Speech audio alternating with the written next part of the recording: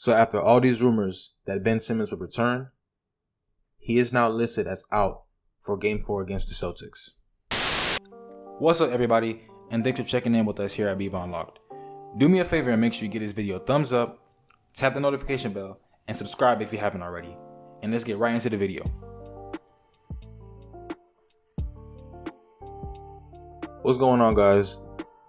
I want to talk about the Ben Simmons fiasco and how he has pretty much let a lot of people down. Within hours of his planned season debut, Brooklyn Nets guard Ben Simmons reported to the Nets practice facility and was feeling a series of back soreness on Sunday.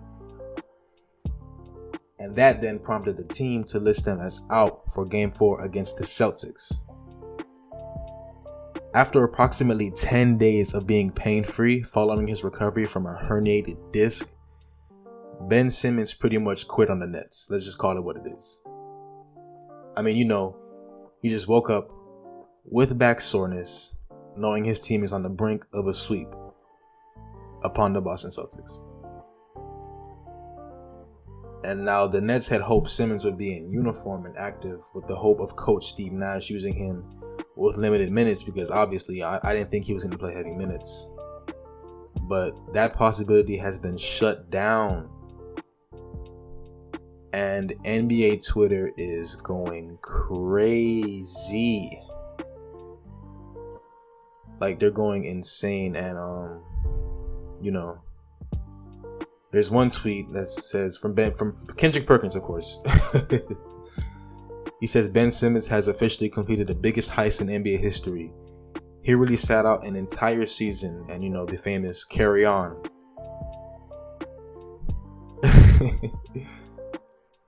Another one from Bill Simmons saying that Ben Simmons is now targeting Game 7 or Game 8. Details to come. Yeah, they're pretty much trolling.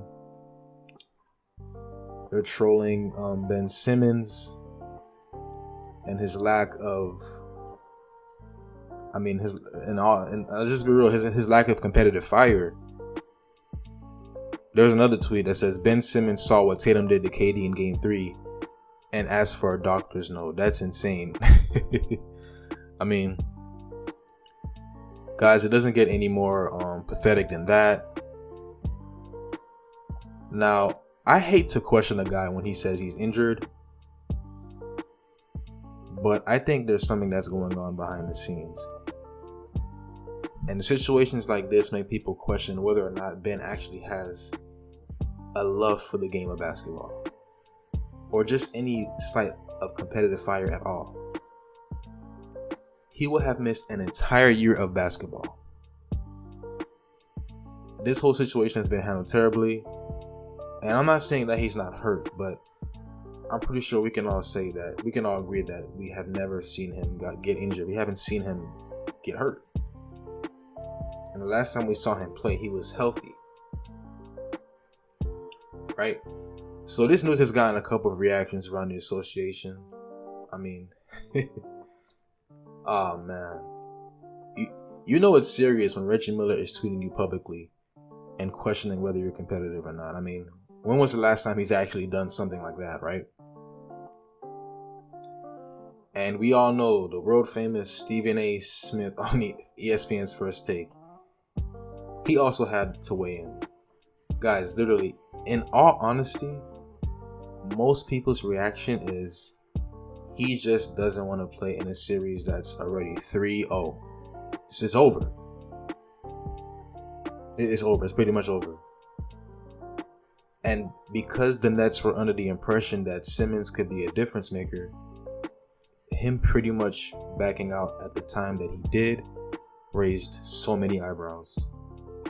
Like, does this guy actually love basketball, or he just wants to get paid?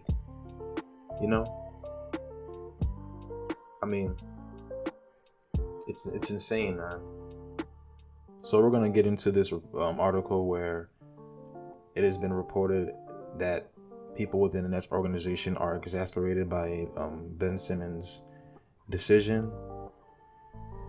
It reads, The Brooklyn Nets continue to be frustrated by Ben Simmons as the guard will miss Monday's game against the Boston Celtics. That will be today. The people involved here are exacerbated by the saga because that is what it is, ESPN Brian Windor said Monday on Get Up. I got the feeling yesterday that it was like waving a white flag. Simmons hasn't played all season, but was expected to return for Game 4 of the first round series Monday before being ruled out Sunday with back issues via Shams Charania of The Athletic.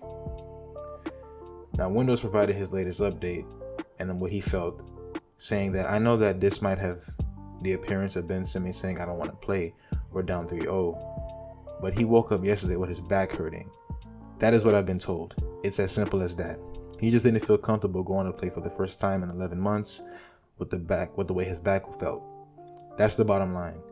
It's extraordinarily disappointing because he had, I would say, genuine optimism for at least a week that he was going to play in this game. He wasn't even ruling himself out for Game 3, and so the Nets were expecting to get this. He was expecting to play. It was another kneecapping moment in what's been a season of kneecapping moments for Ben Simmons. And as we all know, the Nets are down 3-0 in the best of 7 series. Simmons came to Brooklyn in a February trade that sent James Harden to the Sixers. Of course, you guys know that. And now here we are, right?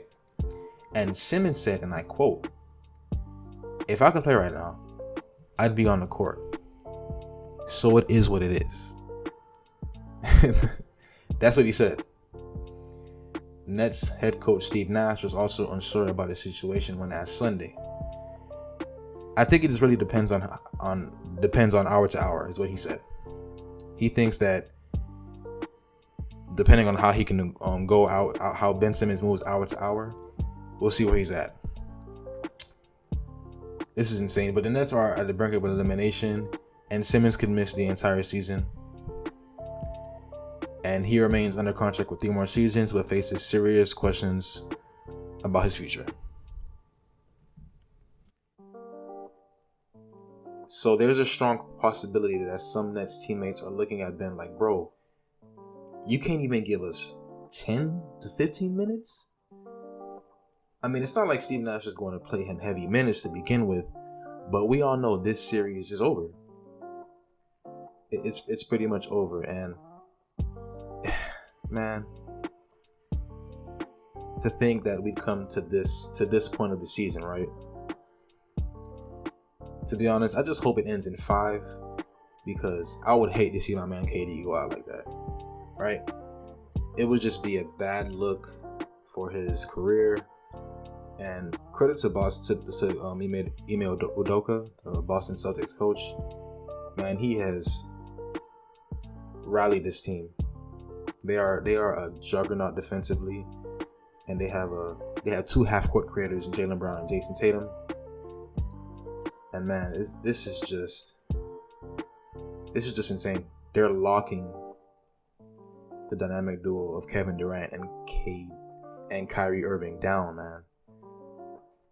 But guys, what do you think?